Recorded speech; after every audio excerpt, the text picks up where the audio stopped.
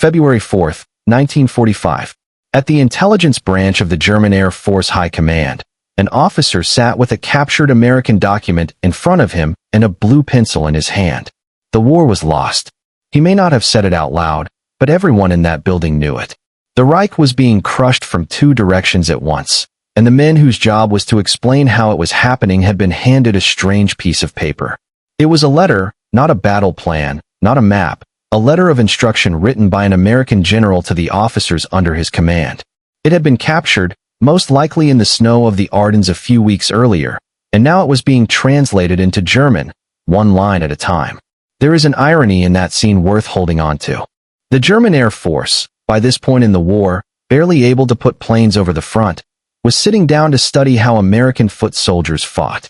The officer worked through it. Discipline, training, artillery, and then he reached a passage about how American infantry was supposed to behave the moment the shooting started. And his pencil stopped. He underlined it. And in the margin beside it, he drew a single question mark. We know this because the document survived the war.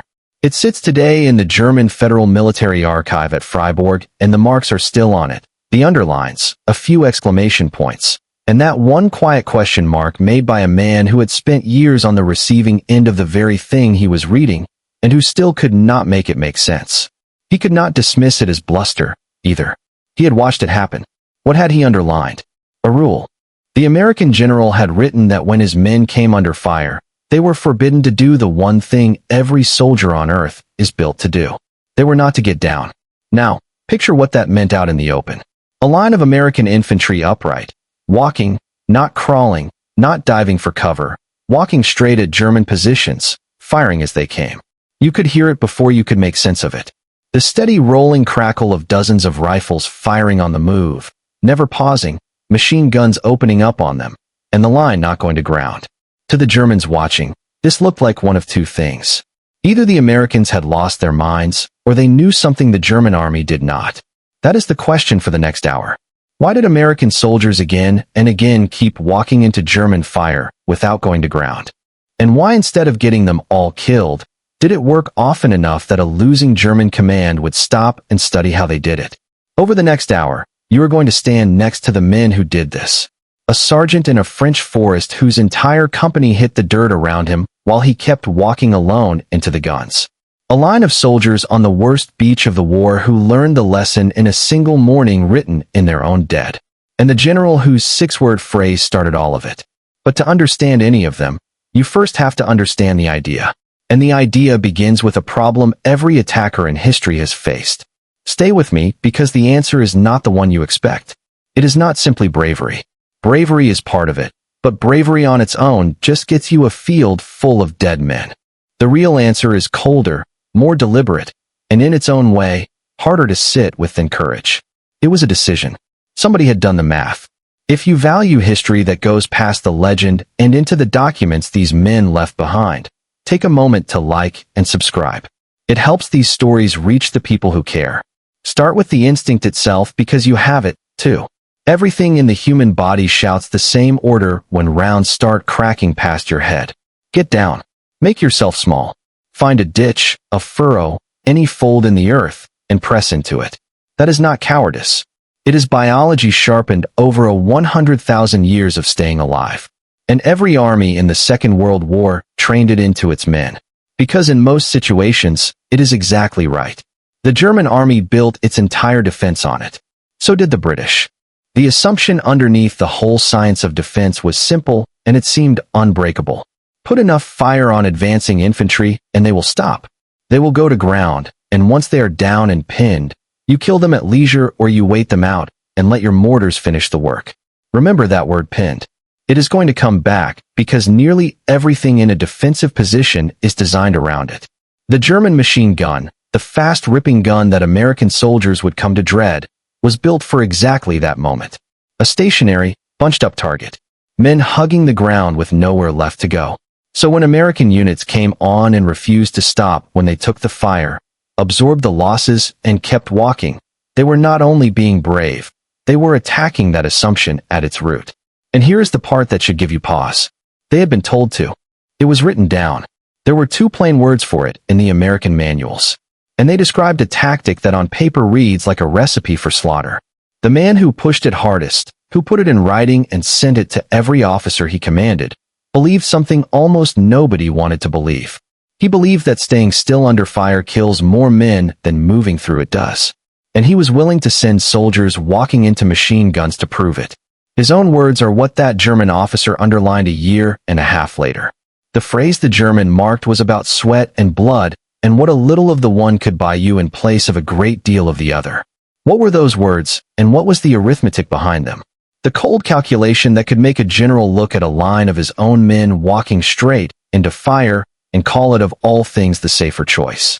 There was a man who had been turning this exact problem over in his mind since the First War, since he watched men die in the mud of 1918, and by the time the Third Army was loose in France, he had boiled his answer down to two words. The two words were marching fire. That is all it was called in the manuals, marching fire. It sounds almost gentle. What it described was a line of men walking toward the enemy and firing as they walked, not stopping to aim, not waiting for cover, putting a steady stream of lead into every place the enemy might be hiding, and never once breaking stride. The general who drove it into the bones of his army was George Patton. You already know the name, so I will not waste your time with the legend, the pistols, the speeches, the film. What matters here is one document.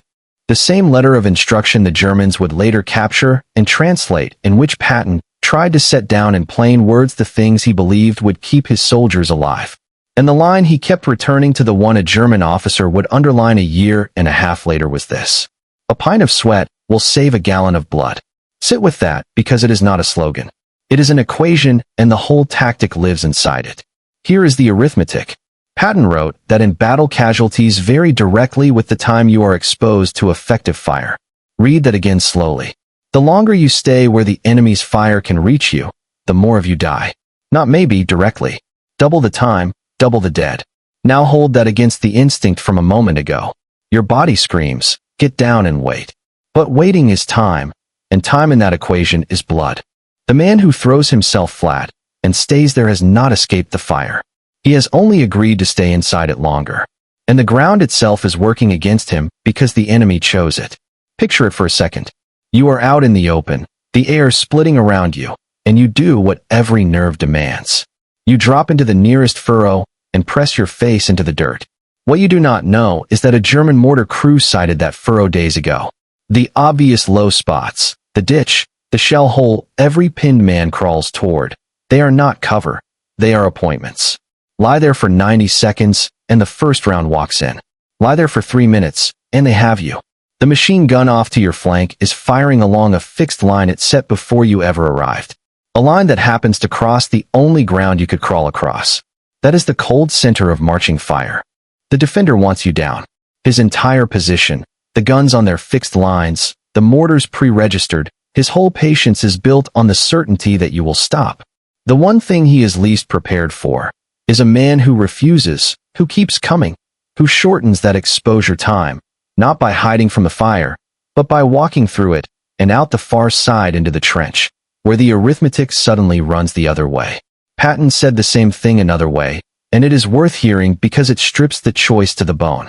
A small unit caught under fire, he wrote, can do one of three things. It can go forward, it can halt, or it can run. Halt or run, and you only make yourself an easier target. Therefore, and you can almost hear him biting off the word, therefore, it must go forward. He said it even of artillery. When the shells come down, advance out of them. Never retreat from them, because artillery very seldom shortens its range. Move toward the guns. It is the last thing the body wants, and by his math, the only thing that saves it. There was a second half to it, too. Quieter than the math, but just as important. Patton wrote that marching fire reduces the accuracy of the enemy's fire and increases our confidence. Think about what firing back does to a frightened man. A soldier lying flat and helpless feels the fear swallow him whole. A soldier walking and working his rifle, doing something, sending rounds at the place the enemy hides, feels something else, that he is in the fight, not merely enduring it. It is a strange thing to say about a battlefield, but a man walking and firing is in his own mind less of a victim and more of a threat. And that shift, multiplied across a whole line, is its own kind of weapon. The act of shooting steadied the man as much as it suppressed the German. On paper, it is airtight. You can see exactly why a general at a desk with a map and a casualty table in front of him would believe it without a flicker of doubt. But here is the trouble, and I suspect it is already nagging at you. Men are not numbers. Telling a line of terrified soldiers that the math favors walking forward is one thing. Getting them to actually do it, to override the oldest instinct they own while the man beside them folds into the grass and does not get up again, is something else entirely. And there is a harder problem underneath that one. This idea was not new. Walking into the enemy behind a wall of your own fire had been tried before in the previous war, and it came with a graveyard's worth of evidence against it. Whole generations of men had been sent walking into fire, and the fire had simply mown them down. The tactic had a name and a history, and most of that history was failure. So the question sharpens to a point. If walking into mass fire had killed a generation in the last war, what had changed by 1944? What did the American infantryman now hold in his hands that the men of 1918 did not? Something that turned a slaughter into a method. The answer was a rifle, but not for the reason you would guess. And the moment you understand what it actually changed, the whole picture tips over, because the Americans did not win this argument by bringing more firepower than the Germans. In the one place where it counted most, they brought less. Behind his rifle, a German infantryman had a routine, and it was a good one. He had drilled it until it was automatic. Sight on the target, fire, drop the muzzle, throw the bolt. That quick practice jerk of the hand that kicked out the spent case and chambered the next round. Bring the rifle back up, find the target, fire. It was the same motion that had served German, British, Russian, and Japanese soldiers since before he was born. The bolt-action rifle was a superb instrument, accurate and brutal, and his, the Karabiner 98, the Mauser, was as good as any in the world. But it had one quiet condition built into it. To do all that, to work the bolt cleanly, to find the target again, you really needed to be still, braced, ideally lying down, the weapon steady. The whole sequence assumed a man who was not going anywhere. Now, put him in his hole, watching an American line come across the open ground toward him. He sights on the lead man, fires, works his bolt, and in the half-second that takes, something is wrong with the picture. The American has not gone down, and the American is firing. Not one shot, and then a pause to reload. A stream. The German gets off his single-aimed round and drops the muzzle to cycle the bolt. And in that same span, the man walking toward him has put 4, 5, 8 rounds down range without ever lowering the rifle from his shoulder, without breaking stride. The German fires again. The American line answers with a wall of it. And the wall does not stop coming. That is the rifle. That is the whole difference. And it has almost nothing to do with how hard the bullet hits. The American carried a self-loading rifle, one that reloaded itself every time he pulled the trigger. He did not have to break his stance, drop the muzzle, or work anything by hand. He could keep the weapon up, keep his eyes forward, keep walking, and keep firing all at the same time. One man doing that is a curiosity. A whole line doing it together is something the battlefield had not really seen before. And this is the thing that had changed since the last war. Go back to those failed attacks. Part of why they failed is that the men doing the walking simply could not put out enough fire to make the defenders flinch. With a bolt rifle, you cannot meaningfully shoot and walk at the same time. So the old walking attacks were mostly just walking bodies advancing into machine guns that fired back unmolested. The defenders never had to keep their heads down, so they didn't. And they cut the attackers to ribbons. The American rifle broke that. For the first time, a walking line could also be a firing line. The tactic Patton believed in had been a good idea, waiting for a tool that could carry it. And now the tool existed. The rifle did not make American soldiers braver than the men of the last war. It made their courage survivable. Now, here is where it gets strange, and where most people get the story exactly backwards. It is tempting to fold all of this into a tidy conclusion. American firepower beat German firepower. The better rifle won. Hold on. Because at the level where these two armies actually met, squad against squad, that is not true. In raw volume of fire, the Germans had more, a great deal more. The German army did not build its squad around the rifle at all. It built it around the machine gun.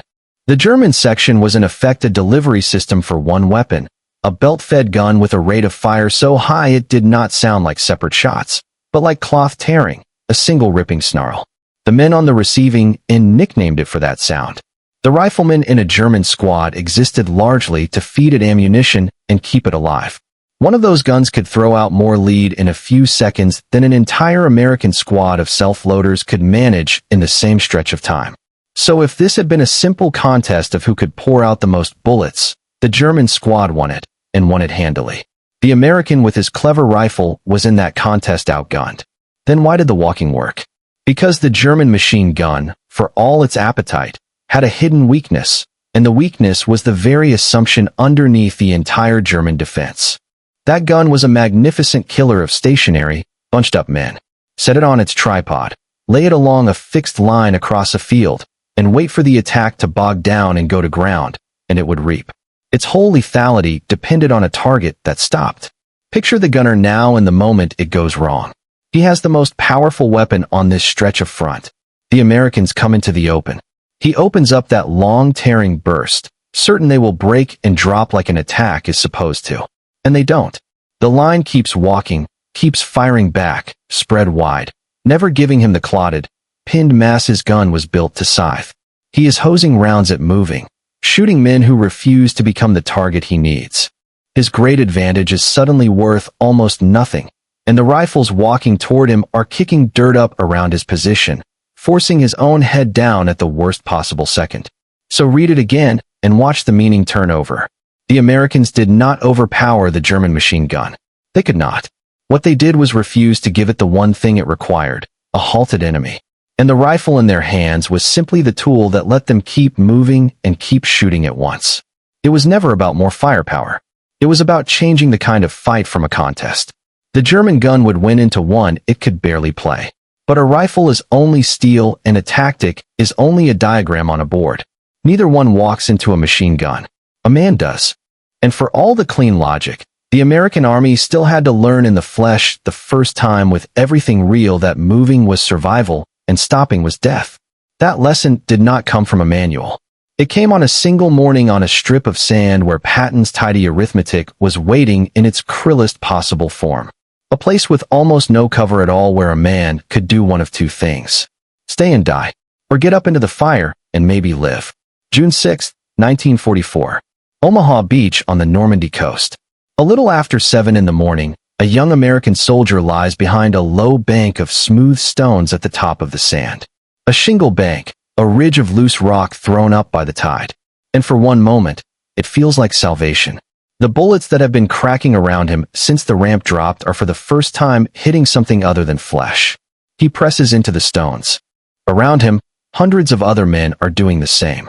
Packed along the shingle in a long, huddled line, exhausted, soaked, many of them already wounded. All of them thinking the same animal thought. I am behind cover. I am for the moment alive. He is wrong about the cover. That is the thing he cannot see. The shingle is not safety. It is a trap the Germans drew on a map weeks ago. Remember the appointments, the pre-sighted ground from earlier? Omaha was that idea carried to its absolute extreme. The German gunners on the bluff above did not need to find the men on the shingle. They had measured it. Every mortar on that hillside was already ranged onto the exact strip of stones where they knew with total confidence that pinned men would gather. The machine guns were laid on fixed lines that swept the beach end to end. So the soldier, pressing into the rocks, feeling safe, was lying inside the most carefully prepared killing ground on the entire Normandy coast. The longer he stayed, the more surely he died. The mortar rounds began to walk down the shingle line, and where they fell, the huddled men simply came apart. This is Patton's equation written in its cruelest hand. Casualties vary directly with the time you are exposed. On Omaha, there was no clever rifle work, no neat walking line firing on the move. There was only the rawest form of the law underneath all of it. Stay where you are, and the ground you think is protecting you will kill you. The beach was death. Inertia was death, and the men on the shingle doing the most natural thing in the world were dying by the minute for the single sin of stopping. Into that at about 8 in the morning came a colonel. His name was George Taylor, and he commanded the 16th Infantry Regiment of the 1st Division, the Big Red One. He had come ashore in a later wave, which meant he landed into a catastrophe already in full progress. His regiment shredded, his men frozen along the sea wall, leaderless clusters of soldiers waiting to die. He had thought hard about beaches before this one. Months earlier, he had written a grim little maxim that in a landing there are only two classes of men to be found on the sand: those who are already dead and those who are about to die. Now he was standing in the proof of it. So he did the thing that should have gotten him killed. He walked the beach upright under fire among the bodies and the pinned and the praying. And he said it out loud to anyone who could hear in words that have outlived almost everyone who is there. Two kinds of people are staying on this beach: the dead and those who are going to die. Now let's get the hell out of here. You may have heard that line in a film put in another man's mouth. The real version was Taylor's spoken into the worst morning of those soldiers' lives. And it worked, which is the part that matters. One company commander who heard him remembered the effect in 3 words: men search forward. Watch what that sentence actually did. It did not tell frightened men to be brave. It told them the truth they did not want to face. That the rocks were not saving them. That staying was the slow death, and moving was the only chance left. It turned the arithmetic into an order, and the order broke the spell. In ones and twos, then in groups, men began to rise off the shingle. They crossed the open sand that had looked like certain death, and the strange, brutal logic held. The ones who moved, for the most part, lived. They worked through the obstacles up the draws, and began climbing the bluffs the Germans had believed no one could climb. By that night, the beachhead that should have failed was holding. The Americans were off the sand and on the high ground, and the Germans were beginning to pull back. Now, be careful here, because it would be easy to file Omaha under marching fire and move on, and that would be wrong. There were no tidy walking lines on that beach, no men firing on the move by doctrine. Omaha was not the tactic. Omaha was the law the tactic is built on, taught in the most merciless classroom the war ever opened.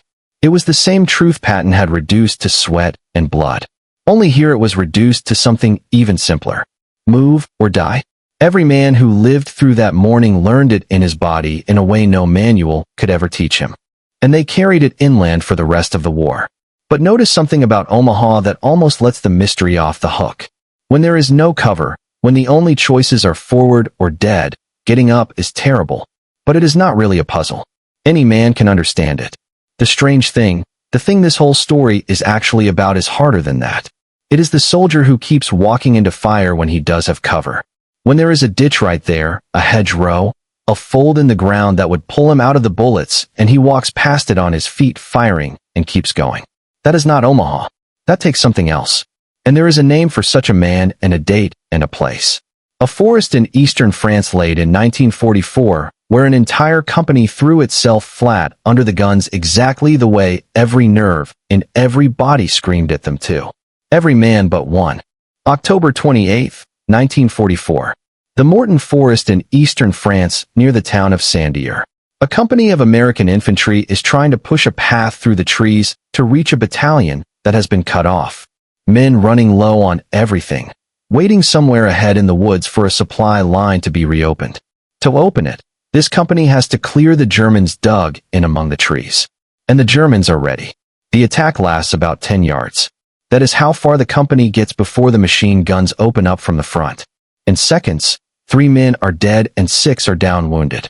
And the rest do the only sane thing there is to do. They go to ground. They drop behind trees, into the leaf litter, into every fold the forest floor offers, and they press down as the fire saws through the branches above them. Here is the thing to notice. The thing that makes this different from the beach. These men have cover. The trees are real. A man can live behind a thick trunk in that forest. The smart move, the survivable move, is to stay down and wait it out. One man does not stay down. His name is Lucian Adams, a staff sergeant from Port Arthur, Texas. He has a Browning automatic rifle in his hands. Not even his own, a borrowed one. And as his company hugs the dirt, he stands up into the fire and starts walking toward the guns. What follows is almost hard to believe, except that it was watched by a whole company and written into the record afterward. Adams walks forward, firing the bar from the hip into the muzzle flashes ahead of him. He does not rush in a single mad sprint and dive for the ground. He advances tree to tree on his feet, putting bursts into each German position as he closes the distance. The Germans see him coming and throw everything they have at him. Rifle grenades burst in the branches over his head, and rain splintered wood down on him. The machine guns traverse onto this one upright man, and he keeps walking. He reaches the first gun and kills its crew with a grenade. A German rears up out of a foxhole a few yards away, and Adams cuts him down with the B. He moves to the next position and silences that one too. Then the next, one man on his feet walking through fire that has flattened an entire company, taking apart the German line emplacement by emplacement until the resistance in front of them simply collapses. When it is over, the gun positions are wrecked. The surviving Germans are dead or running, and the path through the forest is open. The cut-off battalion would get its supplies. Now look at what that actually was, because it is the pure form of the thing this whole story has been circling on Omaha. There was no choice.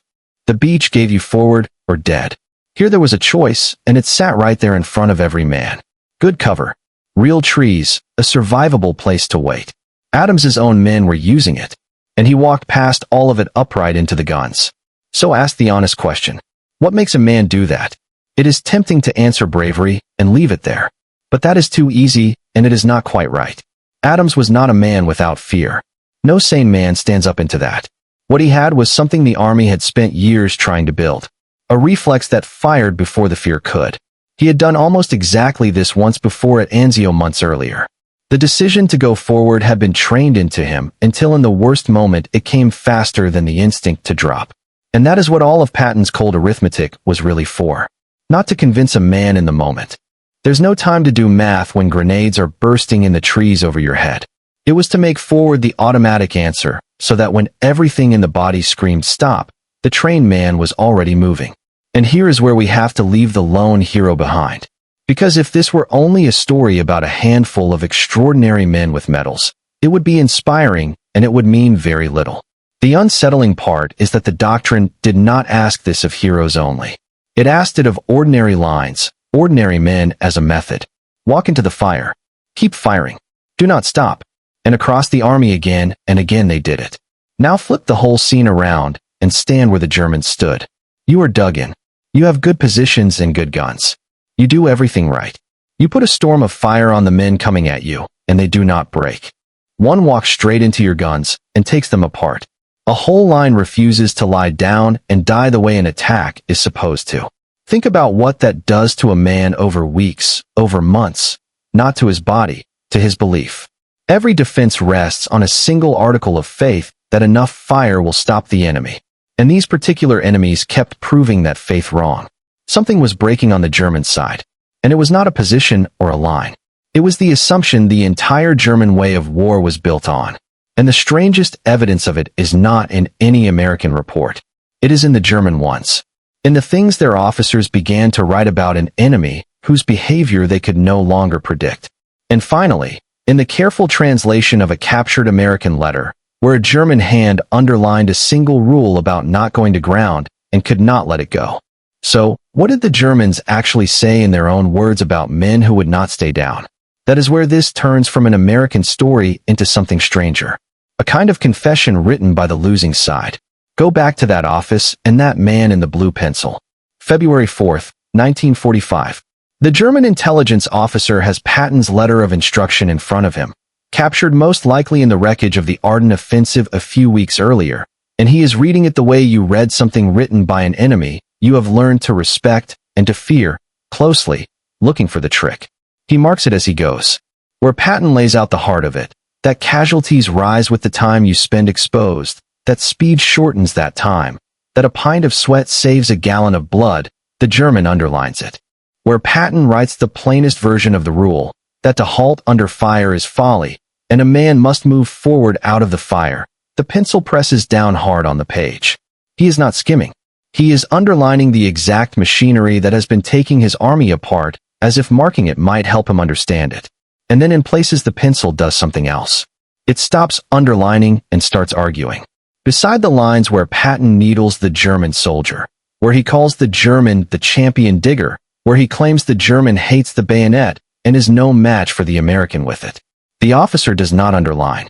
He puts a question mark, a small sharp objection in the margin. No, not that. You are wrong about us there. Look at the portrait those marks make, because it is a remarkable thing. The same hand that underlines the American method gravely, attentively, the way a doctor reads the disease that is killing the patient, bristles, and pushes back the instant the American insults German pride. He can accept on the page that the enemy's way of fighting is deadly and worth studying. What he cannot quite accept is what it implies about him and his soldiers. So he marks the tactics with respect and the insults with denial. And the result is a document that captures in pencil a man caught exactly halfway between knowing and refusing to know. That is the German reaction this whole story has been promising. Not a tidy quote in a memoir written safely after the war. A man in the fifth winter of a lost war, holding the proof in his hands, underlining it, and still unable to fully admit what it meant. And step back and notice the absurdity of the scene itself because it tells you almost everything. This translation was made by the intelligence branch of the German Air Force. By February of 1945, the German Air Force could barely put planes over its own cities. And here it was, carefully rendering an American general's infantry instructions into German, line by line. Ask yourself why an army does that. Armies study the enemy's methods in fine detail when they're trying to copy them or counter them or simply understand how they are being beaten. You do not translate your opponent's playbook when you are winning. You do it when he has become the thing you wish you still were. And this was never only a small unit feeling. The same refusal to stop scaled all the way up. Go back to the summer before to the breakout in Normandy when the American army finally tore loose. German soldiers who lived through it described the experience in almost disbelieving terms. An enemy who had learned to punch through and simply keep going, who rolled forward without pausing to protect his own flanks, who seemed to be everywhere at once. One SS soldier admitted plainly that the Americans had figured out how to break through and keep driving, and that the cost to the Germans in lost equipment was staggering. Another remembered the sick feeling of reaching an objective only to find the Americans had already taken it again and again and again. Sit with the symmetry of that. At the level of a single rifleman, the rule was do not go to ground, keep moving. At the level of an entire army, it became the same rule written large. Do not stop to tidy the map. Do not pause to secure every flank. Keep driving into the enemy's depth. The same instinct from the man on his feet in the open all the way up to the armored spearhead racing across France. And the Germans whose whole art of war was built on the orderly, the methodical, the carefully secured, kept colliding with an enemy who refused to give them the pauses their system needed to function. So here's what was really breaking and why that pencil matters so much. The American way of fighting was not simply killing German soldiers. Plenty of things killed soldiers. It was unmaking the German theory of war. The deep belief that fire stops attackers, that pressure forces pauses, that a defender who does everything right can dictate the rhythm of the fight against an enemy who would not stop. That whole theory came apart. And the Germans could feel it coming apart, and they could not fix it. The mark in the margin is the confession. It is a man underlining the reason he is losing in his own hand and finding nothing he can do about it, which would make a clean, triumphant place to end the story. The enemy feared it, studied it, could not answer it. The American method won. Except that is not the whole truth. And the people who knew it best were not the Germans. They were Americans. Because at the very moment that German officer was underlining marching fire in something close to dread, there were American combat commanders, men who had led these attacks, who had walked behind these lines and counted the bodies afterward, who looked at the same tactic and saw something completely different. Not a triumph, a fad, a lazy, bloody habit that got good men killed for nothing. One of them was a young battalion commander who had come up through the worst fighting in Normandy, and who years later would rebuild the doctrine of the entire United States Army. His verdict on marching fire is about the harshest thing one soldier can say about the way other soldiers died. June 1944. The Normandy hedros a few weeks after D-Day. There is an American division in the line called the 90th, and it is coming apart. Not because the men are cowards, because everything that can go wrong with a Green Division has gone wrong at once. Its commanders are overwhelmed. At one point, a senior officer goes looking for the division's general and finds him sheltering in a drainage ditch, pressed into the bottom of it, while the division he is supposed to be leading drifts toward paralysis. Orders to attack go out, and no attacks happen. The junior leaders are exhausted past the point of function. A feeling settles over the whole outfit that one officer later named simply hopelessness. In that division, one infantry company started a single day with 142 men and ended it with 32. Somewhere in that wreckage is a young officer named William Dew. He had come into the 90th as a lieutenant barely into his 20s. He would be a major commanding a battalion before the Normandy fighting was over. Promoted in the field because the men above him kept being killed or broken. He survived the worst of it, and he spent the rest of his life thinking about what he had seen. So much so that decades later he would become the principal architect of how the entire United States Army fights. When a man like that tells you something about infantry combat, you listen because he paid for the knowledge in a currency most of us never will. And here is what William Dew thought about marching fire. He thought it had become a fad. That is close to his own word for it. In some units, he said it turned into almost the only way they knew how to attack. Not a tool chosen for the right moment, but a reflex applied to everything because it was simple and it was aggressive and it felt like doing something. And against the Germans, who were almost always well hidden and very well dug in, Dew said the result was brutal and predictable. The attackers walked straight into the enemy's kill zone. Understand why? Because this is the flaw the cheerleaders never mention. Remember that marching fire is supposed to work by suppression, by keeping the German's head down with your own fire, so he cannot aim while you close. But think about who is doing the suppressing.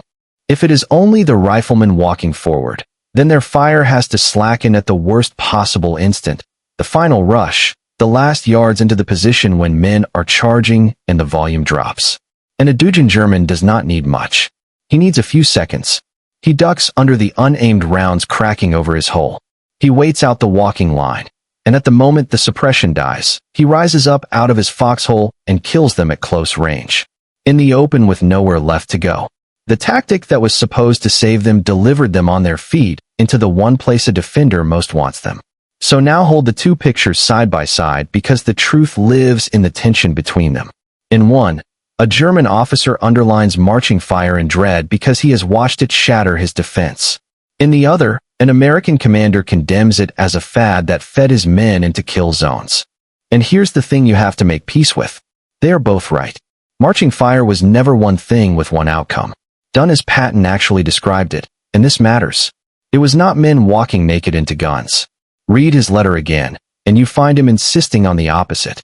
Take plenty of time to set up the attack. Let the heavy weapons set the pace. Let supporting fire and artillery and tanks do the real killing while the riflemen move. In his own words, the rifles existed partly to move the heavy weapons forward to do the work.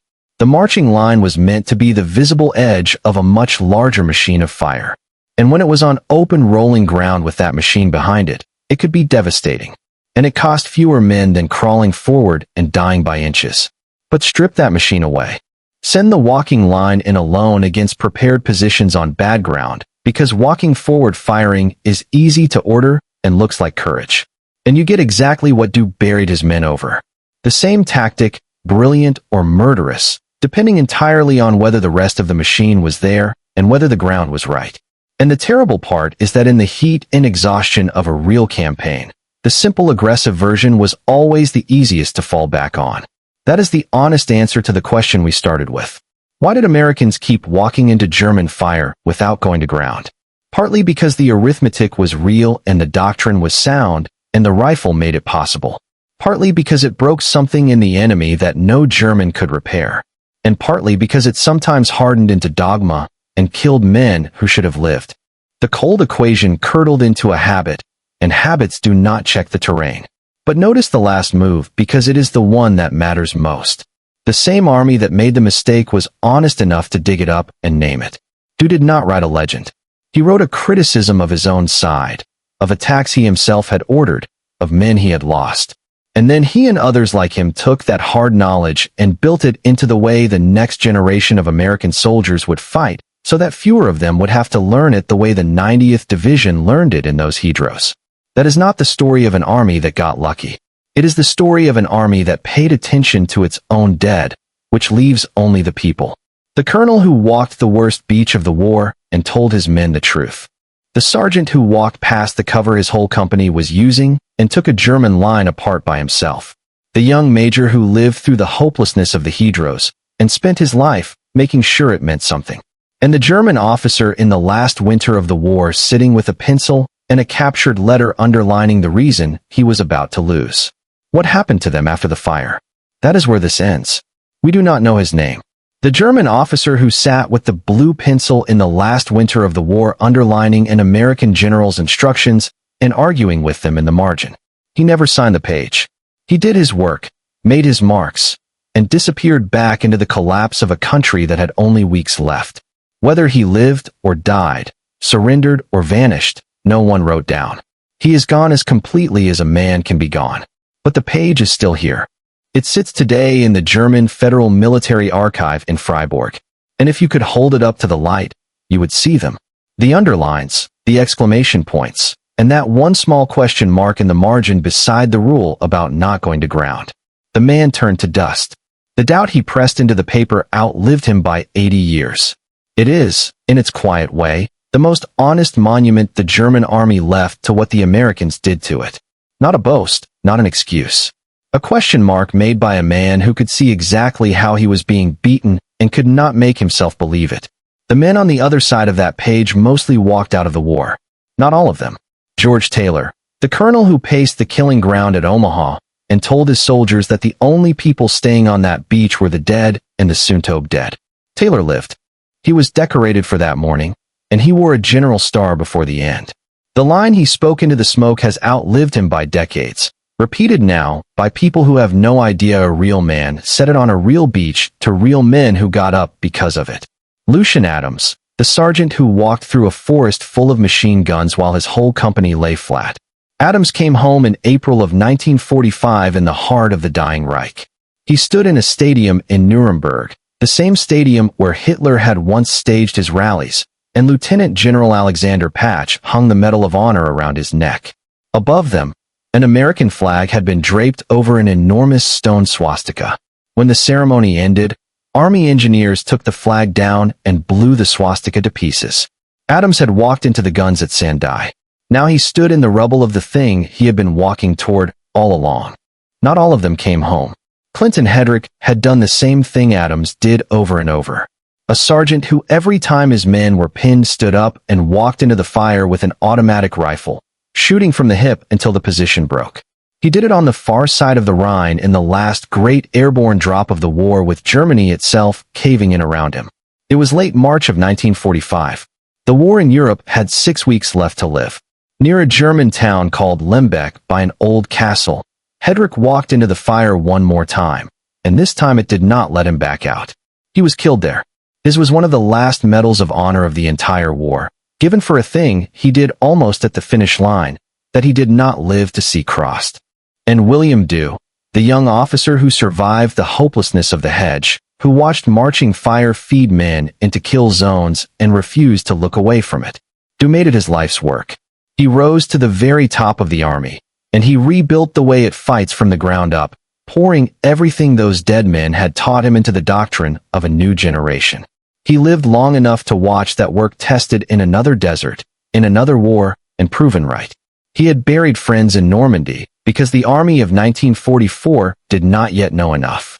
He spent the rest of his life making sure it would. So in the end, why did Americans keep walking into German fire without going to ground? Not because they did not feel the fear you would feel. They felt all of it. Every instinct in them screamed the same word yours would scream.